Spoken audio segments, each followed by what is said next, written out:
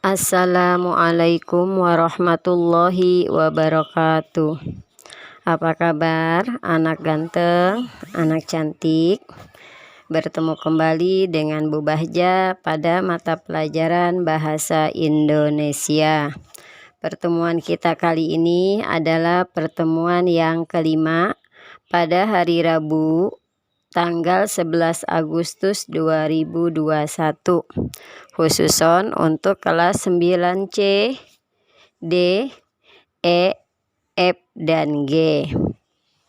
Baiklah anak-anakku, materi kita kali ini masih membahas tentang teks laporan percobaan, masih bab 1 ya, tapi subbab yang kedua, yaitu struktur dan kebahasaan teks laporan percobaan.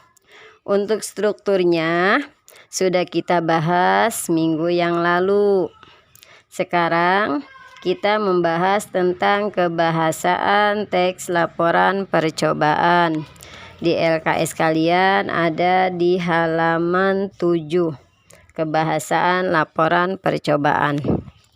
Baiklah, kebahasaan teks laporan percobaan.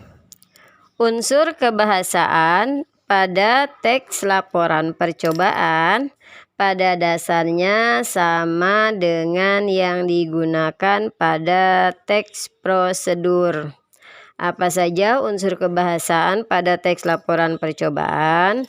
Di sini meliputi 6 hal. Yang pertama, menggunakan kalimat kompleks. Kalimat kompleks dapat disebut juga kalimat majemuk. Apa itu kalimat majemuk? Kalimat majemuk adalah kalimat yang memiliki lebih dari satu pola kalimat.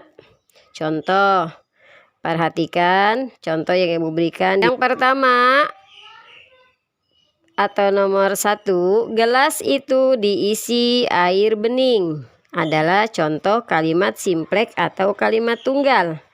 Kalimat yang kedua, gelas itu diberi pewarna, masih contoh kalimat simpleks atau kalimat tunggal. Yang ketiga, setelah menjadi kalimat majemuk, kalimat ini akan berubah menjadi gelas itu diisi air bening dan diberi pewarna. Di sini ada 2 predikat, ada 2 objek, tetapi hanya 1 subjek. Kenapa? Karena subjek kalimat pertama dan kedua sama, yaitu gelas itu. Ya, gelas itu diisi air bening dan diberi pewarna. Setelah menjadi kalimat kompleks, di antara kedua kalimat tersebut ada konjungsi. Konjungsinya itu dan.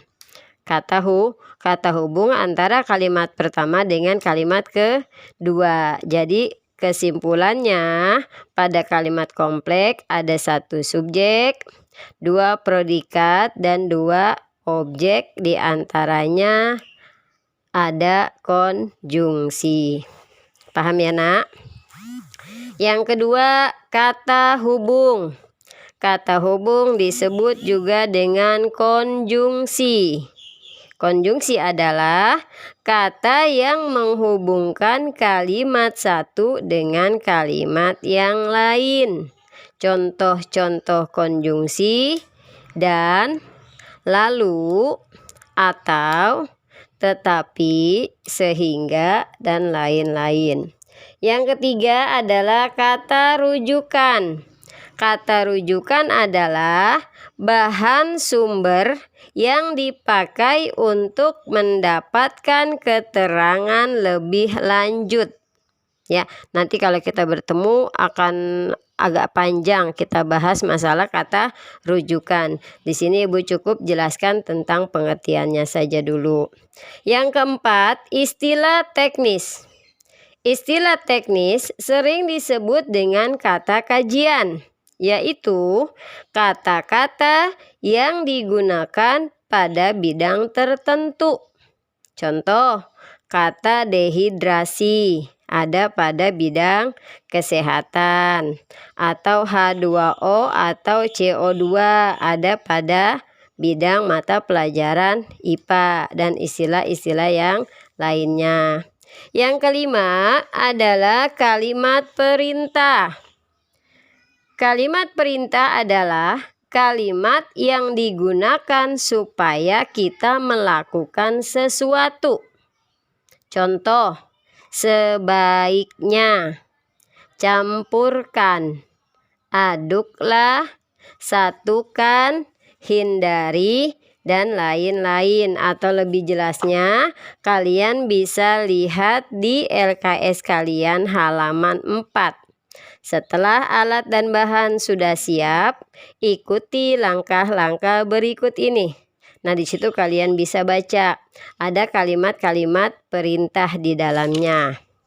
Lanjut yang keenam, atau unsur yang terakhir pada kebahasan teks laporan percobaan adalah kata bilangan. Kata bilangan adalah kata yang menyatakan jumlah benda atau urutannya dalam suatu deretan. Kata bilangan ini terbagi dua. Ada kata bilangan tentu, contohnya setengah, 1, 2, 3, dan seterusnya. Lalu ada kata bilangan tak tentu, misalnya banyak, sedikit, beberapa, dan lain-lain. Baiklah anak-anakku, ibu rasa cukup sekian apa yang dapat ibu sampaikan. Kalian perhatikan, kalian simak nanti untuk latihan selanjutnya. Ya, ibu akhiri. Assalamualaikum warahmatullahi wabarakatuh.